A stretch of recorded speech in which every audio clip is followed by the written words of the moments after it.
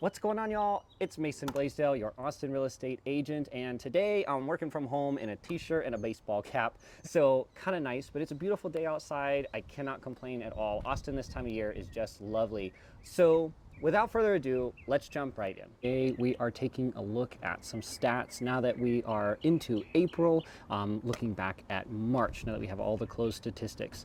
Now, of course, always these March statistics are indicative of the market in January, February, typically 30 to 60 days prior to, because of course that's the time a house goes under contract before it closes. But we saw some really interesting stats this month. I want to break it down and go over what's happening now, what we saw in March, and then of course some of my own thoughts at the end. So let's jump right into it. So looking at some March stats, obviously this is pretty typical with the market at this time. We saw a pretty significant hike up in the volume of closings, looking at 3,055 homes sold. Again, that is the entire Austin MLS, so Austin and the surrounding areas. We also saw a sales price up $30,000 over month, coming in at $549,000. The average percent of list price to sale price also went up at 97.32%. Average price per square foot is up to $263 from $255, with an average days on market down just one day, down to 69. Now, because I always like to put this in here for reference, medians. Now, again, this is the entire Austin MLS. So Austin, all of its suburbs, and a couple of the surrounding towns. We're seeing medians at 437,000, median list price sale price ratio at 98%. That remained the same versus February. Median price per square foot has gone up to 226, median days on market down to 42. Now, these stats obviously are quite a bit nicer than what we saw in January. However, now all these stats are quite a bit nicer than what we saw in February last month, but of course that's the seasonality of the market. I don't think any of this is abnormal, and if we look at years prior, it's not really. Now a huge jump, $30,000 in average purchase price, is a little bit abnormal, but the increase in volume, the decrease in days on market, we typically see, and I always recommend my sellers, generally speaking, the worst time of year to sell your house is that December into January timeframe. People are just traveling for the holidays, you've got Christmas in there, people aren't buying houses. So of course, coming into the spring market, which we're getting really close to, this is pretty expected, although it's a pretty big jump.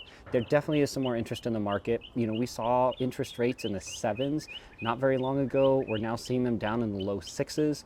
That's an increased buying power that's pretty substantial, and we're just seeing the effects of it. Now, real quick, just to compare back to March of 2022. Now, of course, this was peak crazy market, so take these with a little bit of a grain of salt. But we saw a total volume of 3,636 homes, average sales price of $628,000, about $100,000 higher than we are now. Average percent of list price to sale price was 104%, meaning that homes were selling for 104% on average of their listing price, and a median days on market of 5.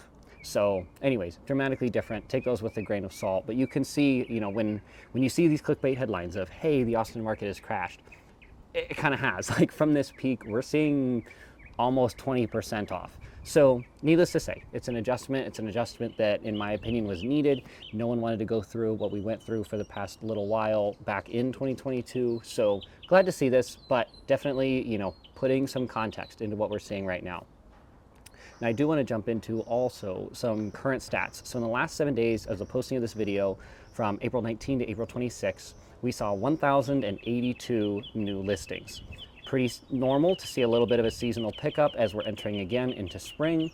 But in that same time frame, 1,369 homes went pending. Again, this is showing a resurgence of buyers into the market. This is pretty normal with spring, but it's also a result of these decreased interest rates, things returning back to quote unquote normal. The stock market's also recovered a little bit. There's a little bit more just stability and predictability in the financial markets. And of course, real estate is one of the largest financial vehicles in the country, and we're seeing the results of a little bit of stability here. Now, my own experience, in the past 2 weeks, I have had 3 different cases of multiple offers. Now again, multiple offers is like 2, maybe 3, and typically speaking, we may go a little bit above asking, but normally we're gonna offer to pay title and survey if we're working on the buyer side. That is pretty normal. We are seeing buyers take a little bit more time. They may go see a house for a second or third time before writing an offer. So it's definitely a lowered pace of doing this, but the good houses are going fast. The houses that are priced appropriately in line with comparables that are selling now are selling pretty quickly. We are seeing that decrease in days on market. Of course, inventory is coming up, but so are buyers.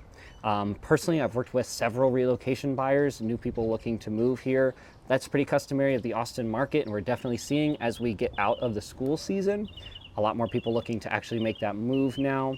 And I would expect this trend to continue. I do think if we can see these things continue through the summer, we'll have a pretty strong, normal market. Nothing like we saw during, that exit of COVID, but normal market for Austin. It's a very heavy relocation market. It's a very heavy demand, in terms of housing market.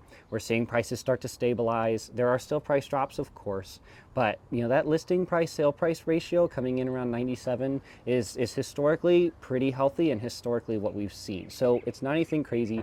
Houses are not selling for 20% off. Look at it from what we saw last year. From that, they are, but coming in and offering 20,000 or 20% below the listing price, probably not realistic in this current market.